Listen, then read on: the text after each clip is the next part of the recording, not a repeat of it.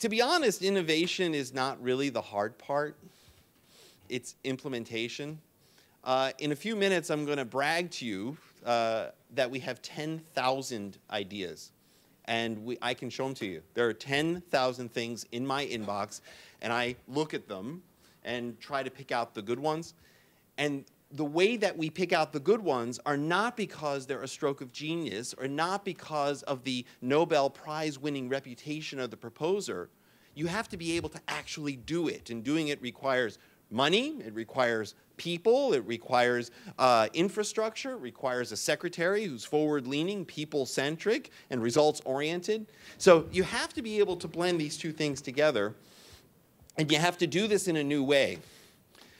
One of the most important management maxims that I learned as a young program manager and at that time as an academic administrator is when you find yourself in a deep hole, rule number one is step away from the shovel. And here we have sort of the waterfall cognate of that.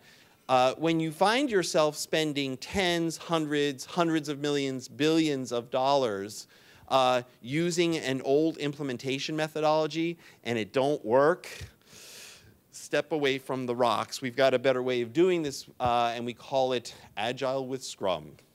Sounds awful, works like a dream. So the big idea about Agile is to fail fast, complete transparency, high accountability, and, well, hopefully low drama, but at least we want the transparency and we want the speed. And here's the way that we kind of convey this, teach it really, inside of the VA. You can do it the old way with tens of millions of dollars on the analysis and ones of months or years in the design. And please, God, leave me alone. I don't want to step out from behind the curtain. I promise you it's going to be good. I am a large unnamed vendor. Some of you are represented in the audience today. I know what I'm doing. Step back. I'm a scientist. And I'll tell you how it works when it works. A year or two from now. A year or two or three from now. 5 years from now, cost overruns. And then when you get to test it. Isn't that great? Now, that's not the way we do these things anymore. Obviously, I come probably not from the program management side inside the public sector. I spent almost all of my career in the private sector. And this Agile with Scrum thing that sounds like a fad, you can probably tell from my clothes I'm not exactly a faddish guy.